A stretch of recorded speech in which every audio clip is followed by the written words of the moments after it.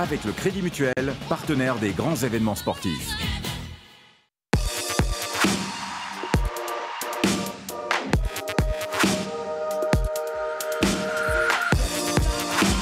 Bonjour à toutes et à tous et bienvenue dans votre émission Carton, votre émission basket, avec ce mois-ci le thème l'arbitrage. Pour en parler, nous aurons Gilles Sanfilippo, président de la commission des officiels au sein du comité de basket de la Loire. Carton, c'est parti. Bonjour Gilles. Bonjour. Alors, vous êtes président de la commission des officiels. En quoi ça consiste exactement ? Président des arbitres, des officiels table de marque, OTM, et également des évaluateurs sur les terrains de basket. Alors, les arbitres, la Loire, on se porte bien au niveau des arbitres. On est un bon élève de notre ligue, mais pas suffisant pour nous, comité de la Loire. À l'inverse d'autres départements, nous, on n'en perd pas trop des arbitres, non ? On en perd un petit peu, quand même, toutes les années. Ouais. Et c'est dû à quoi, ça, Gilles ? Première raison, l'incivilité des tribunes, des parents.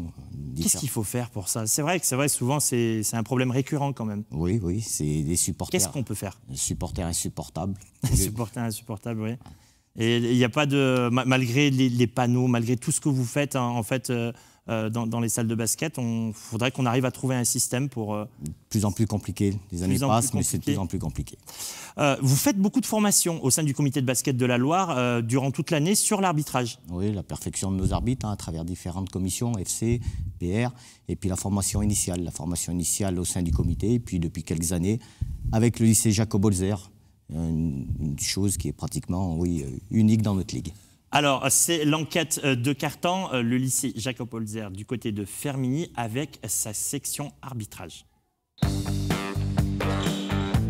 C'est original et en même temps, ça va dans le sens un petit peu de ce que veut l'école, c'est-à-dire rendre les élèves responsables, etc. Nous, ça fait 8 ans qu'elle existe et elle permet d'associer le parcours scolaire avec une passion qui est pour eux l'arbitrage. Donc au cours de la semaine, ils ont des créneaux dans leur emploi du temps prévus pour l'arbitrage. J'ai toujours fait ça dans mon club, j'ai passé des examens dans mon club et après quand je suis venue à l'arbitrage, on m'a fait progresser beaucoup plus vite. Sur les 15 élèves de section qu'on a, ils sont tous joueurs et ils aiment tous faire les deux, et à la fois ils arbitrent et à la fois ils jouent. En tant que joueur, on voit le jeu autrement,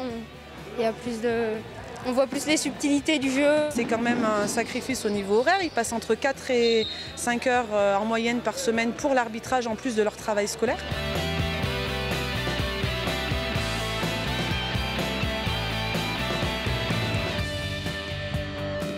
Le plus dur, ça serait la réaction des joueurs.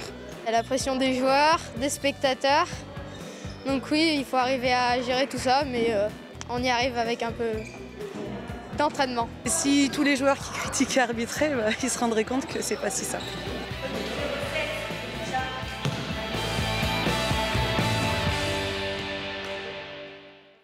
On peut être fier parce qu'il me semble que c'est unique déjà en région Rhône-Alpes-Auvergne, mais même en France. Il me semble qu'en France aussi, je n'ai pas trouvé d'autres écoles d'arbitrage à travers un comité et un lycée dans la France. Mais en Ligue Rhône-Alpes-Auvergne, c'est une certitude, c'est unique. Alors, vous avez beaucoup de jeunes qui sont passés par cette section-là et qui sont allés en championnat de France, qui ont fait des championnats du monde, même notamment Mathilde Canivet, c'est ça ? Oui, championnat du monde du NSS. Tous ces arbitres ont eu la pastille fédérale déjà, pratiquement, je dirais 100% de ces arbitres, pastille fédérale UNSS. Et puis championnat du monde pour Mathilde et championnat universitaire d'Afrique pour Mathias Acosta, qui a fait, qui est même de l'international. Alors il n'y a pas que, il y en a d'autres aussi. Oui, il y en a d'autres qui sont sortis de la section. Théo Roux, qui est devenu arbitre championnat de France, par exemple, là, cette année, qui est monté en championnat de France, arbitre. Alors c'est une fierté, ça, pour le comité de basket de la Loire. Oui, c'est une fierté. Et ça continue vous allez continuer dans cette notre but, c'est de continuer. Ça nous fournit en plus, nous, des arbitres sur nos terrains. Alors, pour financer aussi, je sais que vous avez un partenaire fidèle au sein du comité de basket de la Loire, qui est le Crédit Mutuel. Nous sommes allés à la rencontre d'un de ses représentants, monsieur Christophe Cornet. On s'est engagé auprès du comité pour les valeurs que le comité porte à nos côtés. On a à peu près les mêmes valeurs qui nous ont vu naître aussi. Et on avait beaucoup de dirigeants d'associations qui nous sollicitaient sur ces questions juridiques, fiscale, administrative, d'où l'idée de créer un site internet qui leur est entièrement dédié. Alors oui, c'est important d'aider des jeunes arbitres, c'est les arbitres de demain, c'est ce qui va faire aussi nos bénévoles dans les associations, et on sait récompenser cet engagement pour les moins de 26 ans notamment, qui prennent en charge une activité d'arbitrage, de gestion dans une association en leur versant la somme de 50 €. Ça peut être symbolique, mais c'est aussi important, et on verse cette somme-là sur un compte qu'ils auront ouvert au Crédit Mutuel pour les encourager dans cet engagement. L'engagement du Crédit Mutuel, et c'est vrai qu'il est important au sein du comité de basket de la Loire. Gilles, une dernière question. Comment on peut amener d'autres arbitres dans les clubs de la Loire? Une chose très importante, le JAP. Je joue, j'arbitre et je participe. Remettre l'arbitre au milieu du terrain. On a l'impression que dans nos clubs, on pense aux jeux, on pense aux entraîneurs, mais tous ces jeunes, on leur met rarement un sifflet autour du cou. Et ça serait bien pendant qu'ils attendent.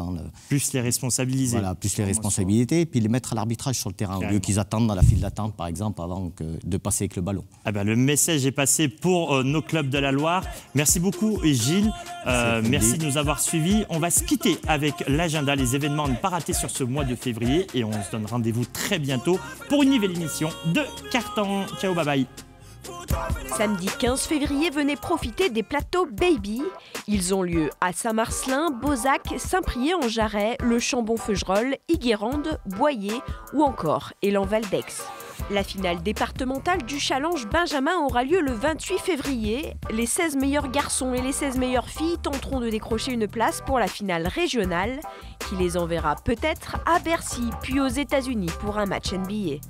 Enfin, le comité organise un centre génération basket à Saint-Étienne. C'est à destination des centres sociaux de la ville pour découvrir l'activité basket de façon ludique. Ça se passe du 2 au 6 mars prochain. Pour plus de renseignements, rendez-vous sur le www.loirebasketball.org.